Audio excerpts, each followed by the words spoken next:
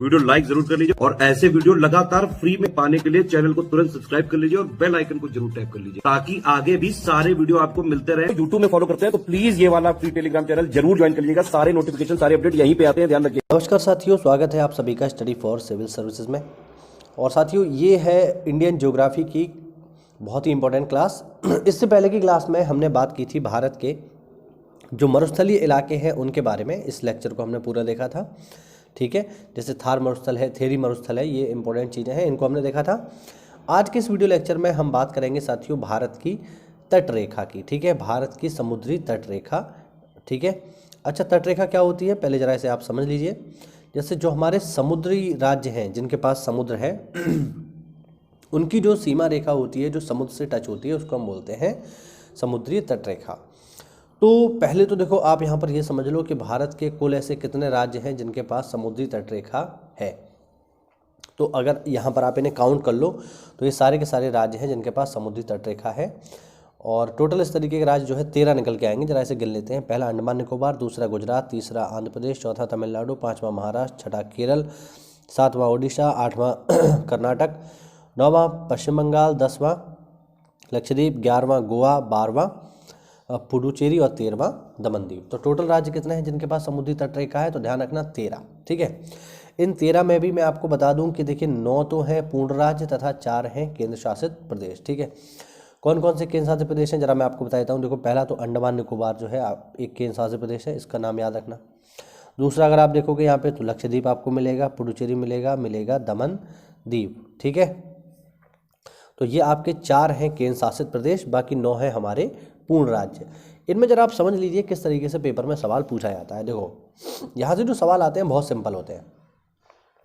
पहला तो सवाल यहाँ पर यही पूछ लेगा कि बताइए सबसे लंबी तट रेखा वाला राज्य कौन सा है। तो देखो, इस बात को हमेशा ध्यान रखना, अगर पेपर में सिंपल सवाल ये आया कि सबसे लंबी तट रेखा वाला राज्य बताओ, तो 99.99% चांस है कि वहाँ ऑप्शन में आपको गुजरात मिलेगा ही मिलेगा ठीक है।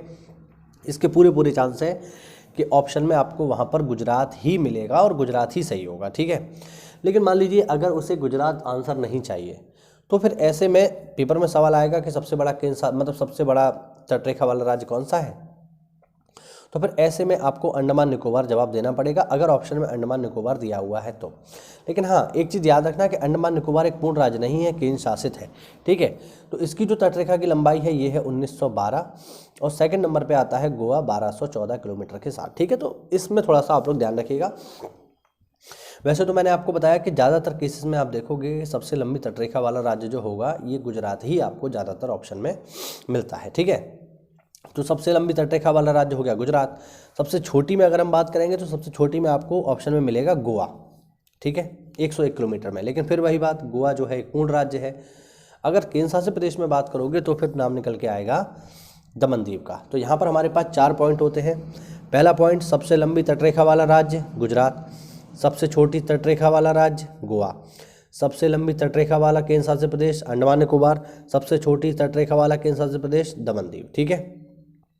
और टोटल की अगर हम बात करें कि टोटल कितनी है भैया, तो टोटल है 7516 किलोमीटर हमारी टोटल जो है जो कोस्ट लाइन है इसकी लंबाई है। देखिए, इनमें से इन सबको याद रखने की कोई आवश्यकता नहीं है, ठीक है। ये पेपर में ना के बराबर पूछता है, सब के बारे में तो नहीं आएगा। लेकिन हाँ, जो ऊपर वाले 4 हैं आंध्र प्रदेश तक या फिर हम कहें तमिलनाडु तक, इनको आप याद कर लो, ठीक है। इनको बिल्कुल लगाने के क्रम में आ सकता है। तो अंडमान निकोबार, गुजरात, आंध्र प्रदेश, तमिलनाडु और महाराष्ट्र तक देख लो, क्योंकि ऊपर जो पहले नंबर पर है वो एक यूनियन टेरिटरी है, ठीक है। तो इस तरीके से ये आपको कम से कम इतना तो याद रखना है। बाकी सबकी जो बाउंड्री है, जो कोस्टल एरिया है, वो आपको याद रखने की कोई ज़रूरत नहीं है, ठीक है। इतना ही याद रखना है। अब इसमें देखो ये मैप दिया हुआ है, यहाँ पर आप देख लो, ठीक है, कि कौन कौन से हैं। जरा मैं यहाँ इनके नाम बता देता हूँ कि कौन कौन से स्टेट है। तो यहाँ पर आपको मिलेगा गुजरात, यहाँ पर मिलेगा दमनदीप, ये है महाराष्ट्र, नीचे आओगे तो मिलेगा गोवा, गोवा के नीचे कर्नाटका, फिर केरल आ जाएगा, ठीक है। यहाँ पर मिलेगा आपको लक्षद्वीप, इधर आओगे तो मिलेगा तमिलनाडु, यहाँ पर मिलेगा पुडुचेरी ऊपर की तरफ जाओगे तो आंध्र प्रदेश मिलेगा और इसके ऊपर जाओगे तो ओडिशा और यहाँ पर मिलेगा पश्चिम बंगाल, ठीक है। तो ये वो राज्य हैं जिनके पास अपना समुद्री तट रेखा है। इसके अलावा इधर आप देख रहे हो ये है अंडमान और निकोबार। देखो जरा, भारत की तटरेखा पूर्व से बंगाल की खाड़ी, दक्षिण में हिंद महासागर तथा पश्चिम में अरब सागर सहित मुख्य भूमि और द्वीपों से घिरी है। भारत में गुजरात राज्य की तटरेखा सबसे लंबी है तथा सबसे छोटी तटरेखा गोवा की है, जो मैंने आपको बताया। अंतः स्थल के सागर की ओर निकले भागों को मिलाने वाली तटरेखा को आधार रेखा कहते हैं। ठीक है, देखिए जितनी भी समुद्र में सीमाएं नापी जाती हैं, चाहे प्रादेशिक सीमा हो, चाहे एक्सक्लूसिव इकोनॉमिक जोन हो, जो भी हो, वो सब कहाँ से मापा जाएगा? आधार रेखा से मापा जाएगा। ठीक है, आधार रेखा क्या है, जरा मैं आपको आसान भाषा में बताने का प्रयास करता हूँ। जैसे चलो मैं बताता हूँ। जैसे यहाँ पर आप देखो, अगर आप भारत को देखोगे ना, ठीक है, अगर आप भारत को देखोगे तो भारत की जो तटरेखा है वो बिल्कुल सीधी नहीं है। ऐसा नहीं है कि बिल्कुल सीधी है, जैसे यहाँ पर आप देख पाओगे, है ना, ऐसा नहीं है, बिल्कुल सीधी है। तो हम क्या करते हैं, हम इस टेढ़े मेढ़े तट को मिलाते हुए एक सीधी रेखा खींच देते हैं, और ये सीधी रेखा ही आधार रेखा है। अब यहाँ से जो भी दूरी निकाली जाएगी ना, वो इसी रेखा से निकाली जाएगी, तो इसको हम बोलते हैं आधार रेखा। किसी भी देश के प्रादेशिक जल क्षेत्र को क्षेत्रीय सागर कहा जाता है। महत्वपूर्ण बात है, पेपर में पूछी जा चुकी है। किसी भी देश की प्रादेशिक जल सीमा को क्या बोलते हैं? क्षेत्रीय सागर कहते हैं। क्षेत्रीय सागर की दूरी आधार रेखा से सागर की ओर मापी जाती है, जो सामान्यतः 12 नॉटिकल मील तक होती है। ध्यान रखना, प्रादेशिक क्षेत्र या क्षेत्रीय सागर कहाँ तक मिलेगा? आधार रेखा से 12 नॉटिकल माइल तक मिलेगा। इस क्षेत्र के उपयोग का भारत को संपूर्ण अधिकार प्राप्त है। भारत के लिए ही नहीं, जिस देश की हम क्षेत्रीय सीमा की बात करेंगे उसमें सब उसको अधिकार मिलेगा। अब आगे है, समीपस्थ मंडल का विस्तार आधार रेखा से 24 समुद्री मील तक है। इस क्षेत्र में भारत को सीमा शुल्क की वसूली तथा वित्तीय अधिकार प्राप्त है। किसी भी देश का अनन्य आर्थिक क्षेत्र आधार रेखा से 200 समुद्री मील तक होता है, 200 नॉटिकल माइल तक होता है। इस क्षेत्र में भारत को वैज्ञानिक अनुसंधान करने की छूट मिली हुई है। ठीक है ना। भारत का औसत समुद्र तल मुंबई हाई तट से मापा जाता है। ठीक है, तो इसको भी आप लोग याद रखिएगा। ठीक है, आधार रेखा से जो दूरी है इनको याद रखिएगा। पहला होता है क्षेत्रीय सागर 12 नॉटिकल मील तक। ठीक है, इसके बाद जो समीपस्थ मंडल होता है ये आधार रेखा से 24 नॉटिकल माइल तक, और जो अनन्य आर्थिक क्षेत्र होता है एक्सक्लूसिव इकोनॉमिक जोन जो होता है वो आधार रेखा से 200 नॉटिकल माइल तक होता है। ठीक है, आगे देखो, भारत प्राचीन ऐतिहासिक साक्ष्यों में हिंद महासागर को रत्नाकर कहकर संबोधित किया गया है, तो ध्यान रखना। ठीक है, रत्नाकर नाम किसका है? हिंद महासागर का है। तटीय अपरदन में समुद्री लहरें, ज्वार भाटा, धाराओं, समुद्री लहरों तथा मानव क्रियाकलापों आदि की प्रमुख भूमिका होती है। इनमें सर्वाधिक तटीय अपरदन लहरों द्वारा होता है। भारत का पश्चिमी तट पश्चिमी घाट तथा अरब सागर के बीच एक संकीर्ण मैदान है। जो पश्चिमी तट है वो पश्चिमी घाट तथा अरब सागर के बीच एक संकीर्ण मैदान है। इस तट को 3 भागों में बांटा जाता है।